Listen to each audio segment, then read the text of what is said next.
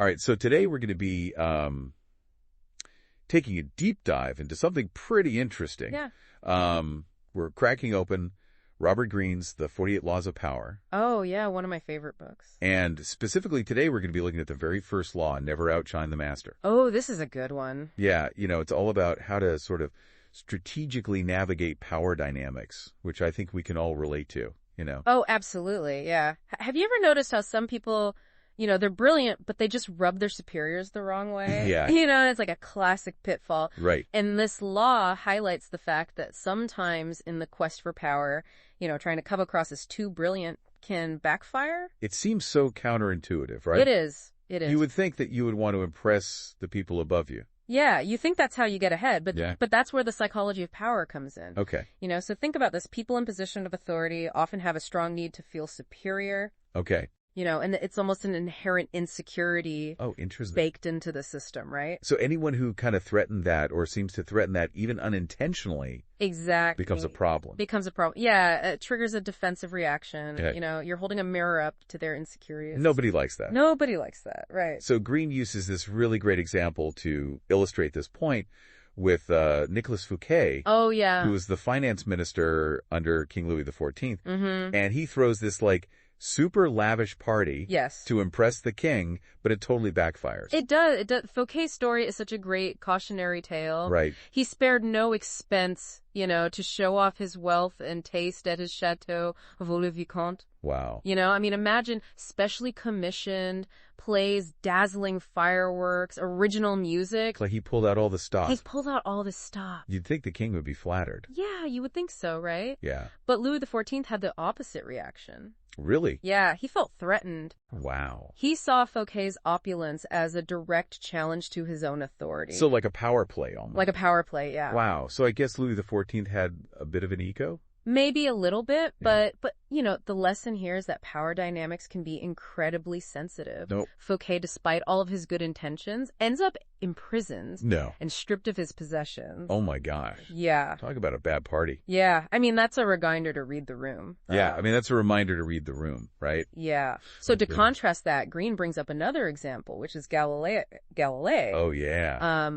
Who was obviously brilliant, but seemed to kind of have a better grasp on how to navigate these power dynamics. He did, yeah. Galileo is like a perfect counterpoint to Fouquet's blunder. Okay. So Galileo was a genius, but he also understood how to manage his image with his powerful patrons like the Medici family. So how did Galileo, a man of, science and discovery, Right. play this power game? Yeah. Did he just downplay his intelligence? He didn't downplay his intelligence. It was more about how he leveraged his discoveries Oh, okay. to elevate his patrons. Okay. So, for example, when Galileo discovered the 4 moons orbiting Jupiter, Oh, yeah. he used that discovery to flatter the Medici. Interesting. So he named them the Medicean stars. Oh, wow. Yeah, so you can imagine this cosmic tribute to the Medici family. It was like linking them to the heavens. Yeah, it's pretty brilliant. He's playing the long game, right? He's solidifying his position. Yeah, he recognized that his brilliance could be a threat. Right. So he turned it into an opportunity. Yeah, to kind of make them look good. Exactly, and make his patrons look better. Yeah. And the subtle flattery, really secured him patronage and favor. So I guess it's like that saying, right? Yeah. Making others feel powerful Mm-hmm. is the best way to gain power for yourself. Yeah, you got it. But this isn't just some, historical anecdote. This is something that really applies to our modern lives. Absolutely. Like in the workplace. Oh, especially in the workplace. Okay, so we're not courtiers anymore. No. Vying for the king's favor. Not exactly. But this still applies. It still applies, yeah. Think about it. Yeah. The relationship between a boss and their subordinate. Totally. Because if you have some great idea. Yeah. And you just barge into your boss's office. Yeah. And you're like, this is my idea. Yeah. It's probably not going to go over very well. That's a recipe for disaster. Right. Because a lot of people in positions of authority, they get a lot of validation from their intelligence, from their problem-solving abilities. Right. So if you directly challenge that, that can create friction. Yeah, that makes sense. Yeah. So the key here is, how do you present your ideas? Right. In a way that doesn't threaten your boss. Right, without making them feel like you're trying to take over their job. Exactly. So how do you walk that tightrope?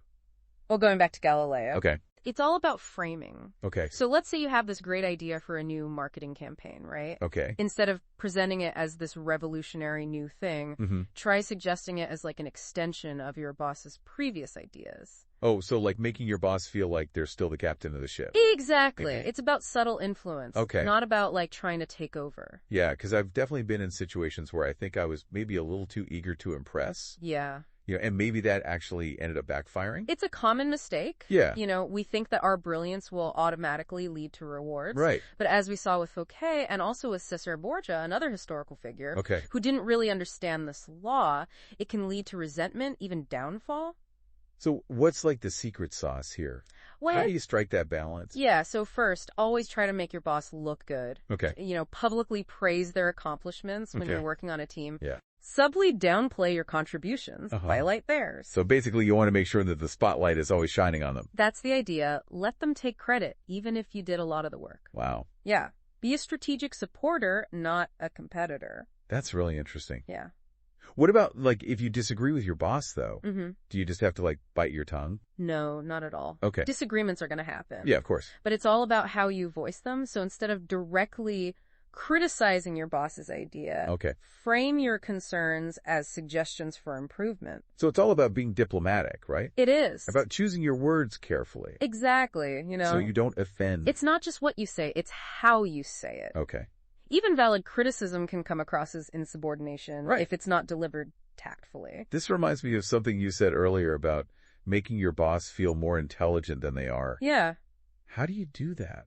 Well, without being, like, super insincere. It's about guiding them towards your ideas. Okay. Lead them down a path where they feel like they came up with the brilliant solution themselves. Oh, okay. It's not about deception. Okay. It's about understanding suggestion. So it seems like it would require a deep understanding of your boss's personality. Absolutely. Like their ego, their insecurities, their aspirations. You gotta know your boss. Yeah, it's almost like you need like a bespoke strategy for each person. Yeah, you're right. This is so fascinating because it really highlights the fact that Never Outshine the Master isn't about just like suppressing your own talent. Right. It's about really mastering this subtle art of influence. Yeah. Understanding human psychology. And then using that to achieve your goals. Yeah. You hit the nail on the head. Why? These ancient laws of power, they offer timeless insights. The dynamics of power, the interplay of ambition, ego, insecurity, these are all constants. Right. It's all human nature. Yeah, exactly. So as we kind of wrap up our deep dive into this first law of power, what's like the most important lesson you want our listeners to take away? Well, understanding power dynamics is essential for navigating the complexities of the world. Your career, your relationships, even just social situations. Success often depends on social intelligence and strategic maneuvering. So it's not just what you know, it's how you play the game. Exactly. And one of the fundamental rules of the game is understanding that sometimes making others feel powerful is the most strategic path to your own goals. It's a reminder that true power is often not about dominance, but about influence and persuasion. You got it. That's really interesting. Never outshine the masters. It's not about dimming your own light. It's about strategically focusing it. Yeah, to illuminate your own path. Exactly. Yeah. It makes you think about all the times you might be unintentionally undermining yourself. Totally. Just by not being aware of these like subtle power dynamics. It happens all the time. Yeah. You get so caught up in your own ideas, your skills, your accomplishments, you forget about perception. It's like we're so focused on winning the game that we forget about like the other players at the table. Exactly. And that's why Never Outshine the Master is so important. And it's a reminder that the world is about more than just talent and hard work. It demands social intelligence. Yeah. Being aware of other people's motivations. It's almost like you have to be a little bit of a psychologist. You do. You do. This has been so eye-opening. Yeah. I feel like I'm seeing the world, especially like my work, in a whole new light. Yeah.